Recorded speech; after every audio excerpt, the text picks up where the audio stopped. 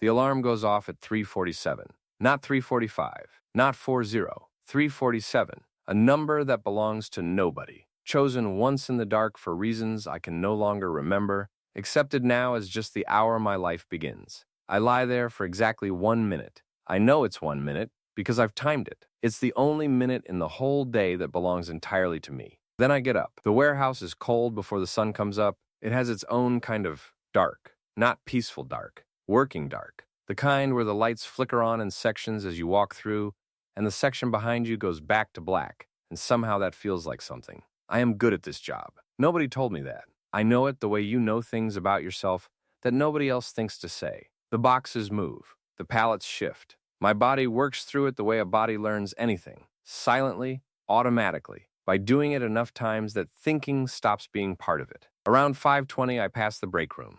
Someone has left a half-eaten breakfast on the table. I don't eat before training. I made that decision 2 months ago, and I keep it now less out of strategy and more out of the same stubborn commitment to my own rules that keeps me running when my legs are already done. I am the only one in this warehouse who is also, on certain weekends, someone who gets hit in the face for $200. My coworkers don't know this. I've thought about telling them, once or twice. I play the conversation out in my head. Hey, I fight. Like what? Like UFs? Sort of. Local cards. It pays. A little. The conversation always ends there in my head. I don't know if it would end there in real life. I've never tested it. I tape my name card to the third locker from the left and start my shift, and nobody knows my knuckles are bruised under my gloves. That's the thing about this particular kind of life. You can carry something enormous and nobody can see it. Not because you're hiding it, but because people don't think to look. They see a warehouse worker. They see the order confirmed, the pallet moved, the numbers logged. They don't see the 4 a.m. run I did before this. They don't see the way I am already, at 6:15 in the morning, calculating exactly how many hours until I can train. The calculation is automatic now, like breathing. If this channel has found the right person, the subscribe button is there. We keep going. At 8:30, I take my break. I go to my car. I sit in it. I don't eat. I turn on a highlight reel I've watched 43 times and watch it a 44th time and see in somebody else's movement the thing I am still trying to teach my own body to do.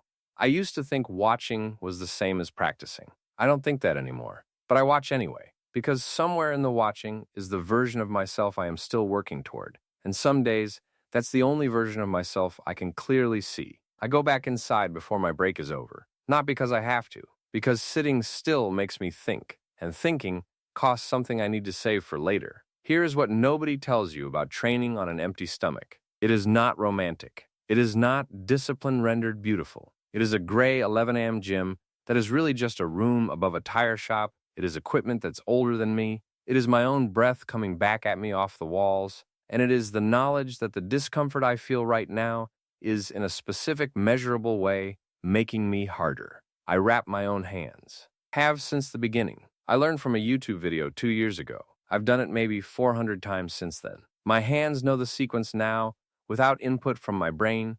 Palm, then thumb, then the fan of the knuckles, then the wrist, then back around, then secure it. 2 minutes, every time. There is no one to check my form. There is no one to notice what I do well. There is no one to correct what I do wrong, except the record of what happens the next time I spar. I wrap my hands and go to work. There is a version of my life where someone is watching, where a trainer says tuck your elbow, and I tuck it, and they nod, where the gym has a good smell, and the equipment is maintained, and I go home afterward to someone who asks how it went. I don't live in that version. I live in the version where the heavy bag shifts on its chain when I hit it wrong, and the correction is mine to figure out, and the gym is cold in December and not much cooler than outside in July, and the only schedule I answer to is the one I made myself on a note in my phone. I am not bitter about the other version. I just know it exists. And some days, not most days, but some days, knowing it exists is its own specific kind of heavy. And here is the thing I've never said out loud.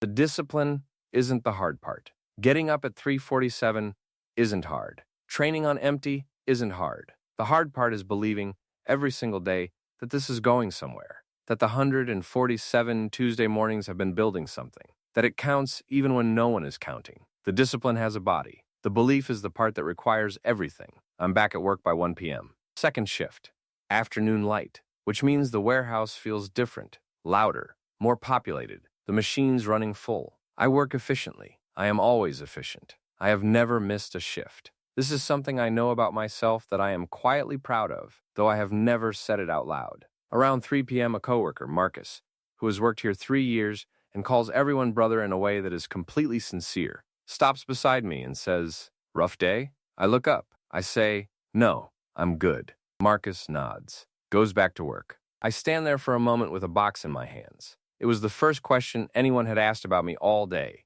I turned it away in 4 words without even thinking, which is what I always do. And somewhere behind the efficiency, behind the correct answer, behind the version of myself that is always okay, I had wanted, for just a second, to say yeah, actually, kind of. I put the box down. I logged it. I moved to the next one. The card is Saturday, local venue. $200 to fight a man I've watched 3 bouts of on a blurry uploaded video. I have a plan. The plan might survive contact. I've learned not to count on that. I don't tell anyone because there is no one obvious to tell. My mother worries. My friends from before have moved in directions I can't quite follow anymore. The people at work don't know. The people at the gym, the ones who train there separately, at different hours, nodding acquaintances, don't ask. I've thought about what it would feel like to have someone in the crowd, not cheering necessarily, just there, just a face I know in the middle of all the faces I don't. I stopped sitting with that thought because sitting with it was expensive. I finish at 6. I drive home. I don't stop for food until I've done 30 minutes of footwork in my living room, alone, music on low, moving around the furniture. My neighbors have learned not to knock. I make eggs. I eat them standing at the counter. I watch the ceiling for a moment. The ceiling in my apartment is not interesting. I've looked at it a lot. My phone has 2 messages. One from my mother. One from someone asking what time the warehouse opens Saturday. Wrong number. I answer my mother. I don't correct the wrong number. I make one more cup of tea. I sit in the one good chair my apartment has, low, by the window, with the streetlight coming through in a specific yellow angle that I've come to associate with the part of the day when I'm allowed to stop. I am tired. Not tired in the small way. Tired in the way that accumulates, day into week, 3:47 a.m., layered over 3:47 a.m., warehouse and empty stomach and 2-hour sessions, and the weight of believing in something that hasn't paid off yet in any way the world can measure. I sit in it. I don't try to fix it or name it. I just let the day finish being what it was. Saturday, I will stand in a ring in front of 100 people who don't know my name and fight a man I've only seen on a blurry video for $200 that will mostly cover the entry fee and the gas. I already know I'll go. I set the alarm, already set, unchanged, and turn off the light. The room goes dark. I didn't fix anything today. I didn't figure anything out. I just kept the thing going that only I know is going, quietly, privately, without applause, without an audience,